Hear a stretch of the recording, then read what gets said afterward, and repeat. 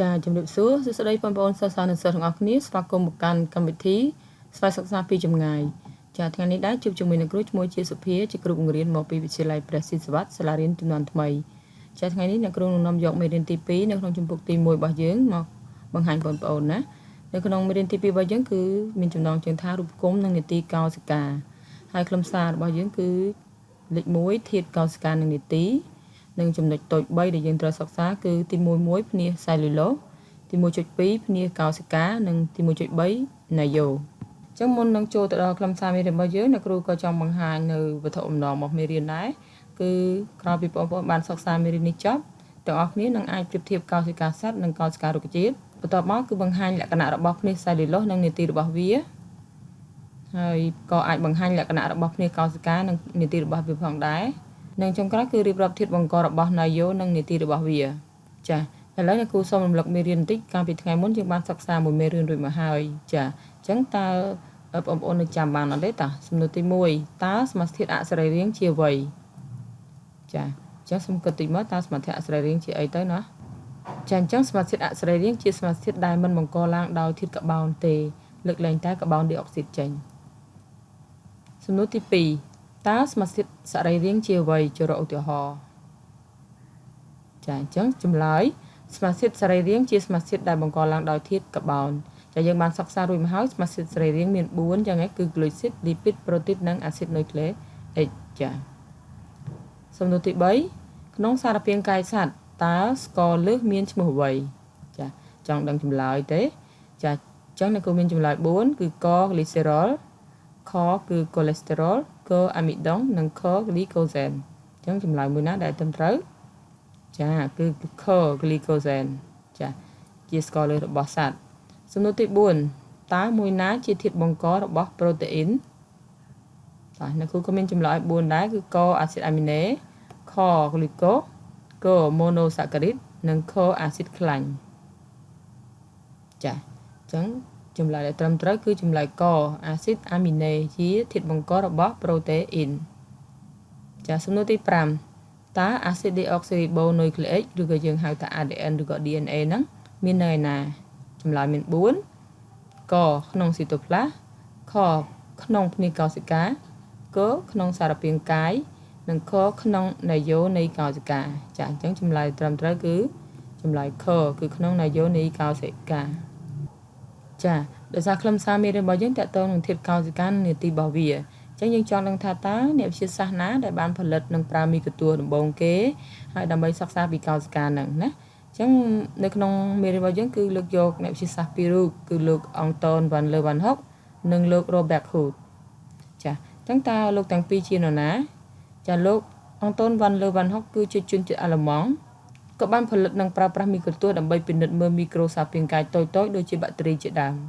ហើយនេះគឺជាមីក្រូទស្សន៍របស់គាត់ដែលមានទំហំប៉ុនមេដៃរបស់យើងទេហើយមានរន្ធទូចមួយនៅកន្លែងនេះដែលអាចមានកញ្ចក់បង្រិច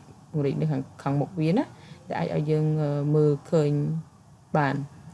ចំណែកលោក Robert Hooke វិញគឺជាជនជាតិអង់គ្លេសក៏បានប្រើមីក្រូទស្សន៍ដើម្បីពិនិត្យមើលចំណិតស្ដើងនៃឫសរុក្ខជាតិហើយក៏គាត់បានឃើញបន្ទប់តូចៗជាច្រើនដែលគាត់ហៅវាថា cell ឬក៏យើងហៅជាខ្មែរថាកោសិកានឹងឯងណាចាអញ្ចឹងថ្ងៃនេះយើងចូលទៅសិក្សាចំណុចទី1ធាតុកោសិកានីតិរបស់វាចាដោយសារពាង្គកាយមនុស្សជាសារពាង្គកាយពហុកោសិកាអញ្ចឹងមនុស្សយើងមានកោសិកាច្រើនដែលកើតចេញពីស៊ីកូតមែនទេក្រោយចំណែកមីតូសជាច្រើនដងរួចមកអញ្ចឹងនៅពេលដែលយើងពេញវ័យក្នុងសារពាង្គកាយរបស់យើងមានកោសិកាចំនួនប្រហែលទៅ10សេគុណ18កោសិកានោះចំណែកឯកោសិកានីមួយៗវិញគឺមានអង្កត់ចាប់ពី5ទៅ20មីក្រូម៉ែត្រចាប្រសិនបើគេវាស់ស្បែករបស់យើង1សង់ទីម៉ែត្រការ៉េគេនឹងឃើញថាវាមានកោសិការហូតដល់ទៅ155,000កោសិកាឯណោះ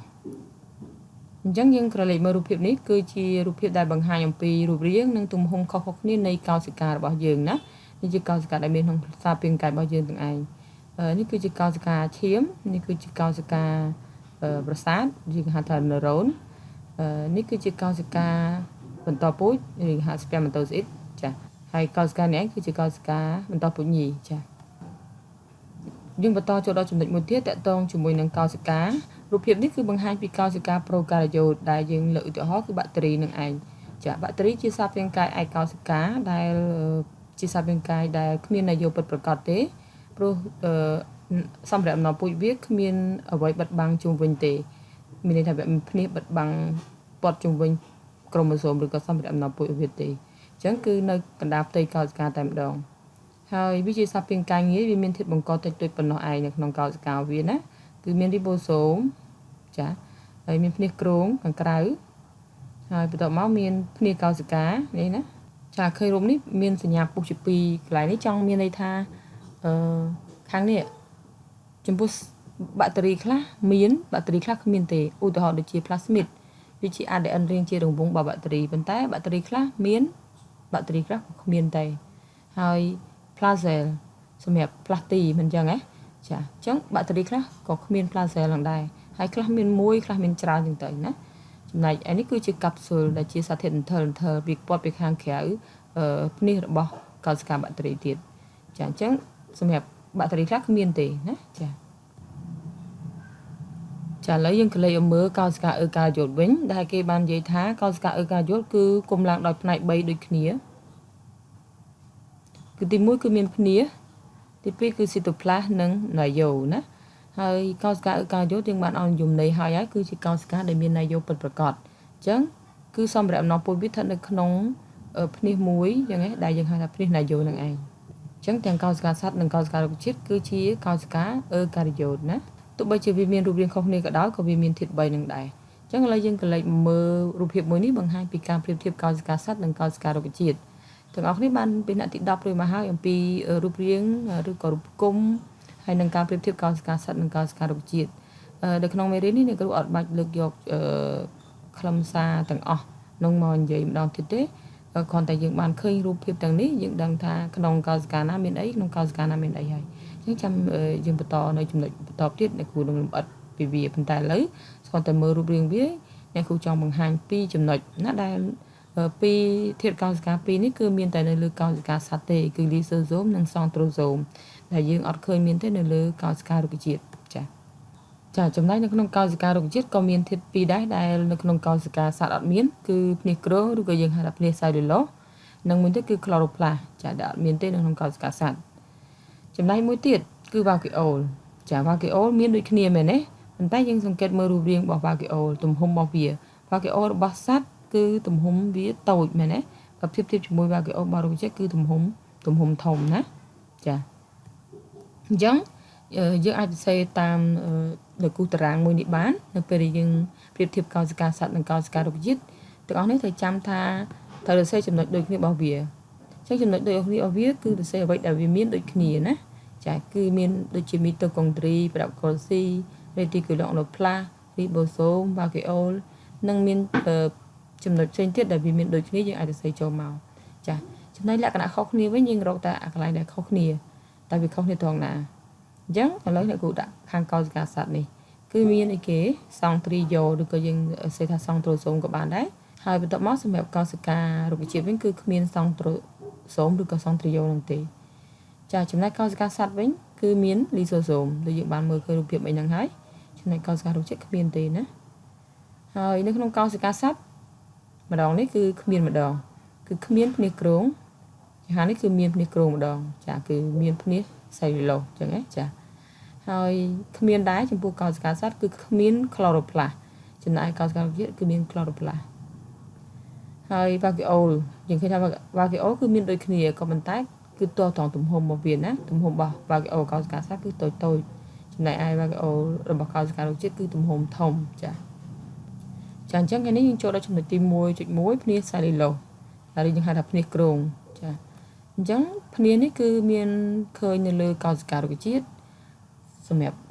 បាក់តេរីគឺបាក់តេរីស្វ័យជីបសារ៉ាយណាពួកសារ៉ាយដែលធ្វើដោយសង្យោគបានណាហើយនឹងផ្សិតជាដើមចាអញ្ចឹងពួកហ្នឹងគឺជាសត្វពេញកាយដែលមានភ្នាស cellulose ឬក៏ភ្នាសគ្រោងចាឥឡូវយើងក៏លេខមកមើលរូបភាពមួយនេះគឺជារូបភាពរបស់កោសិកាដែលមានកោសិកា3នៅក្នុងហ្នឹងចាហើយនៅចន្លោះកោសិកាហ្នឹងយើងឃើញហើយយើងឃើញគឺមានពណ៌រៀងលឿងចាស់នៅកន្លែងនេះគឺសរសេរអក្សរថាពេចទីនអញ្ចឹងចន្លោះកោសិកា3ហ្នឹងគឺមានស្រទាប់មួយគេហៅថាស្រទាប់ពេចទីនណាចាហើយវាមានលក្ខណៈមិនតិចទៀតយើងនឹងឃើញហើយ ចាបន្តមកទៀតយើងសង្កេតឃើញថាមានស្ទប់មួយទៀតគេសរសេរថាស្ទប់ទី1ចាហើយបន្ទាប់ពីស្ទប់ទី1មកគឺស្ទប់ទី2ពណ៌រាងខ្មៅក្រាស់ជាងគេនេះនិងចុងក្រោយគឺភ្នាសកោសិកាអញ្ចឹងខ្លឹមសារដែលយើងសិក្សាគឺតកតងតែជាមួយភ្នាសសាយឡូសទេអញ្ចឹងភ្នាសសាយឡូសគឺវាមានច្រើនស្ទប់ចាអញ្ចឹងយើងមើលខ្លឹមសាររបស់វាបន្តិចទៅចាអញ្ចឹងប៉េទីនគឺជាអ្វីប៉េទីនគឺជាប៉ូលីសាការីតដែលជាស្ទប់ស្អិតសម្រាប់ផ្សារភ្ជាប់កោសិកាជាមួយគ្នាហើយស្ទប់ដែលបន្ទាប់មកនេះគឺស្ទប់ទី1គឺជាស្ទប់គេហៅថាដែលនៅជាប់នឹងប៉េទីនតែម្ដងគឺវាកើតឡើងពីសាយឡូសចាគឺអពណ៌បៃតងនេះណាហើយវាគឺជាសរសៃដែលជួយឲ្យភ្នាសនោះមានភាពយឺតបន្ទាប់មកចូលដល់ស្ទប់ទី2ស្ទប់ទី2គឺកើតឡើងពីជាតិសាយឡូសផងលាយជាមួយនឹងសារធាតុមួយគេហៅថាលីញ៉ីនសារធាតុលីញ៉ីននេះគឺជួយឲ្យភ្នាសរបស់រុក្ខជាតិនឹងគឺរឹងមាំមិនជ្រាបទឹកហើយវាធន់នឹងជំងឺទៀតចាអញ្ចឹងគុណសម្បត្តិរបស់ភ្នាសសាយឡូសសម្រាប់រុក្ខជាតិគឺវាជួយការពាររុក្ខជាតិ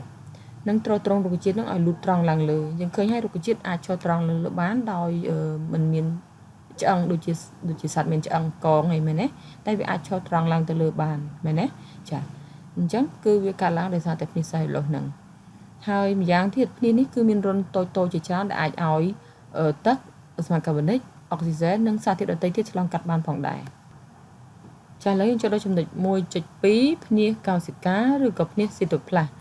យើងអាចហៅថាភ្នាសស៊ីតូផ្លាសដោយសារតែវានៅគៀកនឹងស៊ីតូផ្លាសវានៅជិតនឹងស៊ីតូផ្លាសតែម្ដងណាវាព័ទ្ធជុំវិញស៊ីតូផ្លាសហ្នឹងអញ្ចឹងភ្នាសនេះគឺមិនមែនមានតែចំពោះកោសិកាសត្វឬក៏មិនមែនមានតែចំពោះកោសិការុក្ខជាតិទេគឺទាំងកោសិកាសត្វទាំងកោសិការុក្ខជាតិសុទ្ធតែមានភ្នាសនេះដូចគ្នាអញ្ចឹងណាដូចយើងឃើញរូបមួយនេះអញ្ចឹងខុសពីយើងសិក្សាពីកោសិការុក្ខជាតិដែលមានភ្នាសសាយឡូសខាងក្រៅហើយគាត់ជាយើងចូលទៅដល់ភ្នាសមួយទៀតគឺភ្នាសកោសិកាចាអញ្ចឹងទាំងកោសិកាសត្វទាំងកោសិការុក្ខជាតិសុទ្ធតែមានភ្នាសដូចគ្នាអញ្ចឹងណាចានេះគឺជាភ្នាសកោសិកាហ្នឹងហើយដែលយើងនឹងត្រូវសិក្សាឥឡូវហ្នឹងណាចានេះគឺជារូបភាពភ្នាសកោសិកាដែលយើងបានឃើញនេះយើងមើលពីខាងក្រៅទៅយើងឃើញថាដូចជាមានតែមួយជាន់ឬក៏មួយសរសៃអញ្ចឹងណាប៉ុន្តែដល់ធាតុពិតប្រសិនបើយើងសង្កេតឲ្យជ្រៅទៅដោយប្រើមីក្រូទស្សន៍អេឡិចត្រូនិកយើងនឹងឃើញថាភ្នាសកោសិកានេះគឺកើតឡើងពីម៉ូលេគុលជាច្រើនដែលមើលទៅយ៉ាងសាំញ៉ាំមែនតើណាអញ្ចឹងឥឡូវយើងសង្កេតមើលនេះគឺជារូបភាពភ្នាសកោសិកាផ្នែកខាងក្រៅឬគឺជាផ្នែកខាងក្នុងកោសិកាចាភ្នាសកោសិកាកើតឡើងពីស្រទាប់លីពីតទ្វេយើងហៅថាលីពីតពីរស្រទាប់តែក្នុងនេះយើងឃើញមានបណ្ដុំផូស្វាតហើយនិងអាស៊ីតខ្លាញ់2ម៉ូលេគុលគឺបណ្ដុំផូស្វាត1ម៉ូលេគុលនិងអាស៊ីតខ្លាញ់2ម៉ូលេគុលសរសៃវែងៗនេះគឺជាអាស៊ីតខ្លាញ់ហើយខាងមូលមួយនេះគឺជាបណ្ដុំផូស្វាតអញ្ចឹងប៉ុណ្ណឹងគេហៅថាបណ្ដុំគេហៅថាផូស្វ៉ាលីពីតចាយើងឃើញរូបហ្នឹងឯងនេះកន្លែងនេះកន្លែងមូលហើយពីចុះពីសរសៃចុងក្រោមហ្នឹងឃើញទេគឺជាផូស្វ៉ាលីពីត1ម៉ូលេគុលហើយមូលខាងក្រោមនេះមានបញ្ឈរខ្សែពីរឡើងលើនេះគឺជាផូស្វ៉ាលីពីត1ម៉ូលេគុលដែរអញ្ចឹងយើងឃើញវាកើតឡើងពីស្រទាប់លីពីតចំនួន2ស្រទាប់ណា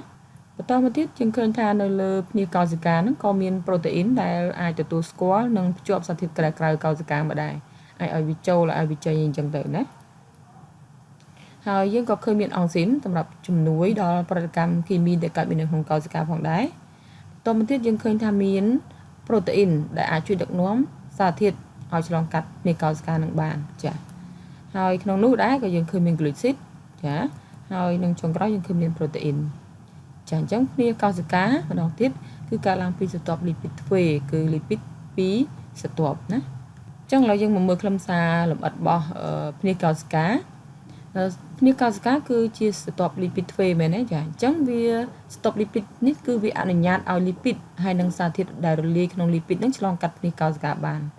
ភ្នាសកោសិកាគឺជាភ្នាសមួយដែលគេអាចហៅថាភ្នាសជំរាបជ្រៅឬក៏គេហៅថាភ្នាសអត្តជ្រាបភ្នាសនេះគឺជាភ្នាសមួយដែល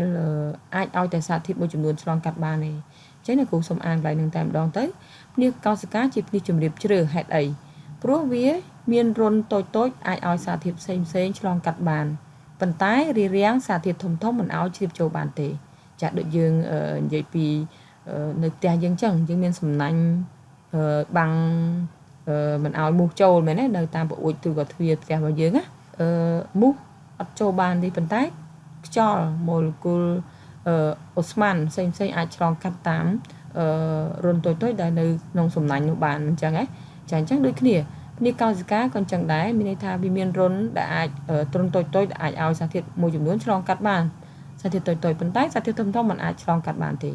ចឹងហើយភ្នាសដែលមានលក្ខណៈបែបនេះគេហៅថាភ្នាសអត្តជ្រាបឬក៏ភ្នាសជំរាបជ្រើសហើយរុនទាំងនោះដែរក៏ជួយត្រួតពិនិត្យចលនាចេញចូលនៃសារធាតុដែលឆ្លងកាត់ភ្នាសកោសិកាហ្នឹងគឺមានន័យថាវាជួយរក្សាលំនឹងនៃកោសិកាចាយើងចូលដល់ចំណុច 1.3 គឺនិយាយអំពីណាយោចាអញ្ចឹងយើងបានសិក្សារួចមកហើយថាណាយោគឺសំខាន់មែនទែននៅក្នុងកោសិកានេះបើយើងទាញកោសិកាមួយមកមើលហើយនៅក្នុងកោសិកានេះយើងនឹងឃើញមានដុំមួយធំណាអញ្ចឹងដុំមូលធំហើយពណ៌ស្រអាប់នៅក្នុងកោសិកាហ្នឹងគឺយើងហៅថាណាយោដែលណាយោមួយគឺមានអង្កត់ចិត្តពី2ទៅ5មីក្រូម៉ែត្រចាទាំងមូលហ្នឹងណាវាគឺជាមជ្ឈមណ្ឌលត្រួតពិនិត្យសកម្មភាពរបស់កោសិកាហើយវាផ្ទុកអាស៊ីតនុយក្លេអ៊ិកគឺ ADN និង ARN ហើយមួយទៀត ADN គឺមាននាទីផ្ទុកព័ត៌មានស៊ីនតិចន័យថា ADN នៅក្នុងណាយោហ្នឹងគឺមាននាទីផ្ទុកព័ត៌មានស៊ីនតិចដែលត្រូវបានបញ្ជូនពីចំនួន1ទៅចំនួន1ឧទាហរណ៍ថាពីពងម្ដាយមកកូនឬក៏យើងចង់និយាយថានៅពេលដែលកោសិកាចែកខ្លួនណាពីកោសិកាមេទៅឲ្យកោសិកាកូនឧទាហរណ៍ឥឡូវកោសិកាយើងមុត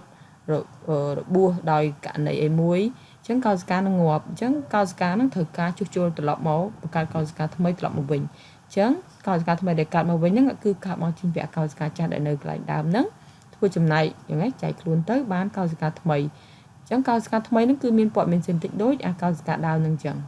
ចាចំណែកអាស៊ីតនុយក្លេអ៊ិកមួយទៀតនៅក្នុងណាយោគឺ ARN ដែលអាស៊ីតនុយក្លេអ៊ិកនេះវាចម្លងចេញពី ADN មកហើយបន្ទាប់ពីចម្លងចេញពី ADN មកវាក៏នឹងចេញពីណាយោនឹងមកខាងក្រៅណាតាមរុនតូចៗនេះរុននេះគេហៅថារុនណាយោចាដែលវា ARN ហ្នឹងវានឹងចេញមកដើម្បីចូលរួមក្នុងការសំយោគប្រូតេអ៊ីនដែលនៅលើរីបូសូមនៅក្នុងស៊ីតូផ្លាសនេះវិញណាចាយើងបន្តចូលមើលរូបភាពមួយនេះគឺនិយាយអំពីណាយោនឹងឯងដែលយើងបាននិយាយខ្លះៗហើយពីលក្ខណៈរបស់វាណាបើយើងទីយកមើលនៅខាងក្រៅតែម្ដងយើងឃើញថាវាមាននេះដែលយើងហៅថាភ្នែកណាយោហ្នឹងគឺមានពីរស្រទាប់ភ្នែកហ្នឹងចាបន្តបន្តិចយើងឃើញមានរុនតូចៗជាច្រើននៅលើភ្នែកហ្នឹងគឺយើងហៅថារុនណាយោដែលរុនណាយោហ្នឹងគឺរាយគ្នាស្មើសាច់តែម្ដងនៅលើភ្នែកណាយោហ្នឹងហើយវាអាចឲ្យសារធាតុផ្សេងៗឆ្លងកាត់ចូលបានណាចេញចូលបានដូចយើងនិយាយ ARN មិញហ្នឹងឯងណាគឺក្រោយពេលវាចម្លងពី ADN មកវានឹងចេញតាមរុនហ្នឹងមកខាងក្រៅចូលទៅក្នុងស៊ីតូផ្លាសហើយចូលមកក្នុងផ្ទៃនៃកោសិកានេះចានៅខាងក្នុងណាយោនឹងដែរយើងក៏ឃើញដុំមូលមួយយើងហៅថានុយក្លេអូលដែលនុយក្លេអូលនោះគឺកើតឡើងពី ARN និងប្រូតេអ៊ីនណាហើយយើងឃើញបណ្ដាញសរសៃឆ្មារជាច្រើននៅក្នុងនោះគឺគេហៅថាក្រូម៉ាទីនចាក្រូម៉ាទីននេះគឺមានធាតុបង្កវាគឺពី ADN និងប្រូតេអ៊ីនដែលប្រូតេអ៊ីននោះគឺឈ្មោះថាប្រូតេអ៊ីនអ៊ីស្តូនហើយយើងនឹងសិក្សាវានៅក្នុងមេរៀននៅក្នុងមេរៀនក្រូម៉ូសូមណាក្រូម៉ាទីនដែលយើងឃើញគឺនៅទីនេះជាបណ្ដាញសរសៃឆ្មារទេប៉ុន្តែវានឹងដូររូបរាងនៅពេលដែលវាធ្វើចំណែកកោសិកាអញ្ចឹងខ្លឹមសារនៅក្នុងមេរៀនថ្ងៃនេះគឺចាប់ប៉ុណ្ណឹងហើយប៉ុន្តែអ្នកគ្រូក៏មានសំណួរមួយចំនួនដើម្បីចង់ដឹងថាតើបងប្អូនក្តាប់បានមេរៀននៃអ្នកគ្រូបង្រៀនបានប៉ុណ្ណាណាអញ្ចឹងសំណួរទី1សួរថាតើធាតុបង្កអ្វីខ្លះដែលកោសិកាកាយុមានដូចគ្នាចាអញ្ចឹងអ្នកគ្រូមានចម្លើយ4គឺកភ្នាសខស៊ីតូផ្លាសកណាយោនិងខចម្លើយទាំង3គឺកខកហ្នឹងអញ្ចឹងធាតុអង្គអ្វីខ្លះទៅដែលកោសិកាកាយុមានដូចគ្នាចាចម្លើយដែលត្រឹមត្រូវគឺចម្លើយខគឺមានទាំង3តែម្ដងគឺមានភ្នាសមានស៊ីតូផ្លាសនិងមានណាយោចូលដល់សំណួរទី2ចាសំណួរទី2យើងសួរថាតើធាតុកោសិកាណាដែលមានតែនៅក្នុងកោសិកាសត្វអ្នកគ្រូមានចម្លើយ4ដែរគឺកលីសូសូមខក្លូរ៉ូផ្លាសកសង់ទ្រីយ៉ូលនិងខចម្លើយកនិងកអញ្ចឹងបងប្អូនរើសចម្លើយមួយណាចាចម្លើយដែលត្រឹមត្រូវគឺចម្លើយខគឺមានន័យថាលីសូសូមហើយនិងសង់ទ្រីយ៉ូលគឺមានតែនៅក្នុងកោសិកាសត្វទេកោសិការុក្ខជាតិអត់មានទេសំណួរទី3តើមួយណាដែលមិនមែនជាធាតុបង្ករបស់ភ្នាសសែលឡូឡូសអញ្ចឹងអ្នកគ្រូមានចម្លើយឲ្យ4ដែរគឺមានកលីញ៉ីនខផូស្ហ្វូលីពីតកសាលីឡូសនិងខគឺប៉ាច់ទីនអញ្ចឹងបងប្អូនរើសចម្លើយមួយណាចាចម្លើយគឺខផូស្ហ្វូលីពីតអញ្ចឹងផូស្ហ្វូលីពីតនេះមិនមែនជាធាតុបង្ករបស់ភ្នាសសែលឡូឡូសទេប៉ុន្តែ3នេះគឺយើងបានឃើញហើយណានៅក្នុងភ្នាសសែលឡូឡូសគឺមានទាំងលីញ៉ីនមានទាំងប៉ាច់ទីនមានទាំងសែលឡូឡូសជាដើមចុះដល់សំណួរទី4តើភ្នាសសែលឡូឡូសមានសារៈសំខាន់អ្វីចំពោះរុក្ខជាតិចាអញ្ចឹងសូមចែកទាំងអស់គ្នាមកតើ ចាអ្នកគ្រូផ្ដល់ចម្លើយទៅ4កជួយការពារនិងទ្រទ្រង់រុក្ខជាតិឲ្យលូតត្រង់ឡើងលើចាចម្លើយខជួយឲ្យរុក្ខជាតិស្រូបទឹកបានច្រើននិងឆាប់ធំធាត់ឆាប់ធំកធ្វើឲ្យរុក្ខជាតិអាចធ្វើឲ្យគ្នាយកបាននិងចម្លើយខគ្មានចម្លើយចាអញ្ចឹងគឺចម្លើយមួយណាទៅចាចម្លើយត្រឹមត្រូវគឺចម្លើយកគឺជួយការពារនិងទ្រទ្រង់រុក្ខជាតិឲ្យលូតត្រង់ឡើងលើចាអញ្ចឹងបើអត់មានភ្នាកសៃឡូទេរុក្ខជាតិអត់អាចឈរត្រង់ឡើងលើបានទេសំណួរទី5តើភ្នាកកោសិកាកើតឡើងពីអ្វីចាអ្នកគ្រូផ្ដល់ចម្លើយទៅ4គឺកសៃលូឡូសខលីញ៉ីនកស្តុបលីពីតទ្វេនិងខរុនតូចៗជាច្រើនចាអញ្ចឹងចម្លើយត្រឹមត្រូវគឺចាអញ្ចឹងចម្លើយត្រឹមត្រូវគឺចម្លើយកគឺស្តុបលីពីតទ្វេណាដែលស្តុបនេះគឺជាស្តុបដែលបង្កើតជាភ្នាកកោសិកាសំណួរទី6ហេតុអ្វីបានជាគេថាភ្នាកកោសិកាជាភ្នាកជម្រាបជ្រៅចាអញ្ចឹងអ្នកគ្រូមានចម្លើយដល់ទៅ4ដែរគឺកមានរុនតូចៗអាចឲ្យសារធាតុតូចៗចូលបានខរារាំងមិនឲ្យសារធាតុធំៗជ្រាបចូលបានកកើតឡើងពីស្តុបលីពីតទ្វេនិងរឹងមាំខចម្លើយកនិងខជាចម្លើយត្រឹមត្រូវចឹងបងប្អូននេះគិតថាតើចម្លើយមួយណាដែលត្រឹមត្រូវចាចម្លើយត្រឹមត្រូវគឺចម្លើយខគឺមានន័យថាភ្នាកហ្នឹងគឺជាភ្នាកដែលជំរាបជ្រៅមានន័យថាវាអាចឲ្យតែសារធាតុមួយចំនួនចូលបានទេតូចៗចឹងណាចាប៉ុន្តែភ្នាកនេះគឺរារាំងមិនឲ្យសារធាតុធំជ្រាបចូលបានទេតើយើងចូលដល់សំណួរទី7សំណួរទី7សួរថាតើព័ត៌មានសេនតិចត្រូវបានផ្ទុកនៅណាចាអ្នកគ្រូមានចម្លើយឲ្យ4កក្នុងកោសិកាខកណ្ដាលកោសិកាកក្នុងន័យយោនិងខក្នុងនុយក្លេអូលចាអញ្ចឹងចម្លើយត្រឹមត្រូវគឺក្នុងន័យយោចាព័ត៌មានសេនតិចគឺបានផ្ទុកនៅក្នុងន័យយោនៃកោសិការបស់យើងសំណួរទី8ហេតុអ្វីបានជាគេថាន័យយោមានន័យសំខាន់ចំពោះកោសិកាអញ្ចឹងយើងមើលចម្លើយចំនួន4ចាគឺមានកត្រួតពិនិត្យសកម្មភាពរបស់កោសិកាខមានទំហំធំនៅក្នុងកោសិកាកផ្ដល់សារធាតុចិញ្ចឹមឲ្យកោសិកានិងខចម្លើយត្រឹមត្រូវទាំងអស់តែម្ដងគឺទាំង3ហ្នឹងណាអញ្ចឹងបងប្អូនគិតថាចម្លើយមួយណាដែលត្រឹមត្រូវតែបានជាគេថាន័យយោមានន័យសំខាន់ចំពោះកោសិកាចាចម្លើយត្រឹមត្រូវគឺចម្លើយកត្រួតពិនិត្យសកម្មភាពទាំងអស់របស់កោសិកាណាចាសំណួរទី9សួរថាតើ ADN និង ARN ជាអ្វីចាអ្នកគ្រូមានចម្លើយ4គឺកធាតុកោសិកាខអាស៊ីតនុយក្លេអ៊ិកកប្រូតេអ៊ីននិងខកោសិកាបន្តពូជចាអញ្ចឹងចម្លើយមួយណាទៅដែលត្រឹមត្រូវចាចម្លើយត្រឹមត្រូវគឺចម្លើយខអាស៊ីតនុយក្លេអ៊ិកចូលដល់សំណួរទី10សំណួរទី10សួរថាតើបណ្ដាញសរសៃឆ្មានៅក្នុងន័យយោគឺជាអ្វីចាយើងបានឃើញក្នុងរូបមិញហ្នឹងនៅក្នុងន័យយោណាចាអញ្ចឹងយើងគួរឲ្យចម្លើយទៅ4កក្រូម៉ាទីនខនុយក្លេអូលកក្រូម៉ូផ្លាសនិងខប្រូតេអ៊ីនចាអញ្ចឹងចម្លើយដែលត្រឹមត្រូវគឺជាចម្លើយចាចម្លើយកគឺក្រូម៉ាទីនចាអរគុណអញ្ចឹងខ្លឹមសារមេរៀនរបស់យើងថ្ងៃនេះគឺបញ្ចប់ត្រឹមប៉ុណ្្នឹងឯងប៉ុន្តែអ្នកគ្រូសូមសង្ខេបខ្លឹមសាររបស់យើងបន្តិចចាអញ្ចឹងក្នុងម៉ោងនេះយើងបានសិក្សាអំពីកោសិកាណាដែលយើងបាននិយាយហើយគឺកោសិកាប្រូការីយ៉ូតគឺអត់មានន័យយោពិតប្រាកដទេឧទាហរណ៍បាក់តេរីដែលយើងបានឃើញមិញហ្នឹងណាចាហើយបន្ទាប់មកគឺកោសិកាអ៊ឺការីយ៉ូតដែលជាកោសិកាដែលមានន័យយោពិតប្រាកដចាឧទាហរណ៍កោសិកាសត្វកោសិការុក្ខជាតិជាដើមចំណែកធាតុកោសិកាមួយចំនួនមានតែនៅក្នុងកោសិកាសត្វទេដូចជាលីសូសូមឬសង់ទីយ៉ូលអីជាដើមតែធាតុកោសិកាខ្លះទៀតមានតែនៅក្នុងកោសិការុក្ខជាតិតែអត់មានក្នុងកោសិកាសត្វទេដូចជាក្លូរ៉ូផ្លាសជាដើមភ្នាកកោសិកាកាត់ឡើងពីស្តុបលីពីតទ្វេហើយគេហៅភ្នាកកោសិកាថាជាភ្នាកជម្រាបជ្រៅព្រោះអីវាអាចឲ្យតែសារធាតុមួយចំនួនចូលទេអញ្ចឹងណាសារធាតុខ្លះគឺរារាំងមិនឲ្យចូលបានទេណាមួយទៀតន័យយោគឺជាធាតុកោសិកាមួយយ៉ាងសំខាន់គេថាបើគ្មានន័យយោទេកោសិកានឹងគ្មានដំណើរការមិនអាចប្រព្រឹត្តអ្វីកើតឡើងបានទាំងអស់ព្រោះអីព្រោះវាជាវិជ្ជាមណ្ឌលដែលត្រួតពិនិត្យសកម្មភាពរបស់កោសិកាអញ្ចឹងណាអញ្ចឹងបើកោសិកានឹងគេដកយកន័យយោចេញគឺមានន័យថាគឺកោសិកាលែងដំណើរការហើយចាវាមិនអាចធ្វើដំណើរមេតាបូលីវាមិនអាចផលិតថាមពលវាមិនអាចដំណើរការផ្សេងៗទៅបញ្ចប់តែម្ដងចាអរគុណអញ្ចឹងខ្លឹមសារមេរៀននៅក្នុងម៉ោងនេះគឺបញ្ចប់ហើយចាយើងជួបគ្នានៅក្នុងវីដេអូក្រោយទៀតអរគុណជម្រាបលា